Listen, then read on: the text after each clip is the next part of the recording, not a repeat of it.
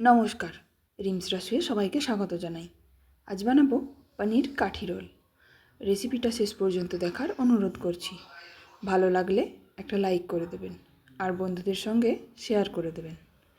রোলের পরোটাগুলো বানানোর জন্য আমি এখানে 2 কাপ ময়দা নিয়েছি। তাতে স্বাদমতো নুন আর 1 চা চামচ চিনি দিয়েছি।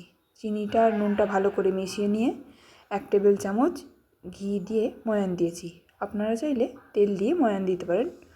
এরপর অল্প অল্প করে উষ্ণ গরম জল দিয়ে ময়দাটা মাখিয়ে নেব। ময়দাটা ভালো করে মাখানো হয়ে গেছে, এবার ঢাকা দিয়ে কিছুক্ষণ রেখে দেব।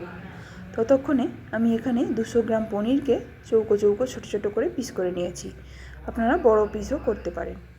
এরপর ওর মধ্যে 2 টেবিল চামচ জল ছাড়ানো টক দই, 1 চা চামচ পাতিলেবুর রস, 1 টেবিল চামচ আদা রসুনের বাটা, নুন, গোলমরিচের গুঁড়ো 1/2 চা চামচ, 1/2 চা চামচ চাট মশলা, 1/2 চা চামচ গরম মশলা, 1/2 চা চামচ লঙ্কার গুঁড়ো, অল্প একটু কাশ্মীরি লঙ্কার গুঁড়ো আর 1 চা চামচ মতো সর্ষের তেল দিয়ে ভালো করে মাখিয়ে ঢাকা দিয়ে রেখে দেব।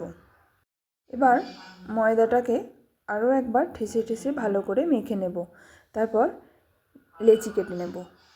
লেচি কাটা হয়ে গেলে ঢাকা দিয়ে আবারও কিছুক্ষণ রেখে দেব।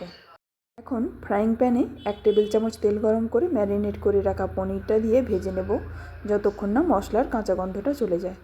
মশলার কাঁচা গন্ধ চলে গেলে সরু সরু করে কাটা একটা পেঁয়াজ আর ক্যাপসিকাম দিয়ে ভেজে নেব। তবে বেশিক্ষণ ভাজবো না, ক্যাপসিকাম আর পেঁয়াজের ক্রাঞ্চিনেসটা যেন বজায় থাকে। এরপর একটা একটা করে লেচি নিয়ে আমি পরোটাগুলো বেলে নেব।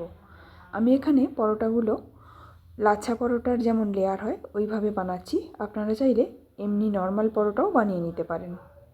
রোলের পরোটাগুলো একটু পাতলা হয়, তবে রুটির থেকে একটু মোটা বানাতে হবে।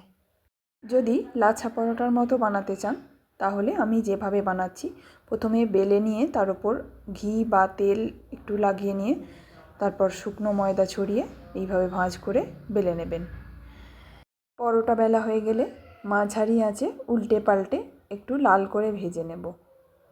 পরোটাগুলো ভাজা হয়ে গেলে নামিয়ে নিয়ে একে একে রোলগুলো বানিয়ে নেব।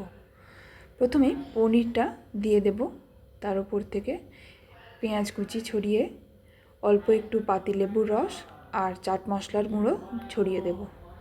তারপর টমেটো সস আর চিলি সস দিয়ে দেব। আমি এখানে রেড চিলি সস ব্যবহার করেছি। আপনাদের কাছে যদি গ্রিন চিলি সস থাকে তাহলে সেটাও দিতে পারেন। এরপর কাগজ দিয়ে ভালো করে মুড়িয়ে সার্ভ করে দেব।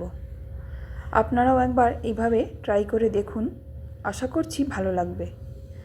ভিডিওটি শেষ পর্যন্ত দেখার জন্য অসংখ্য ধন্যবাদ।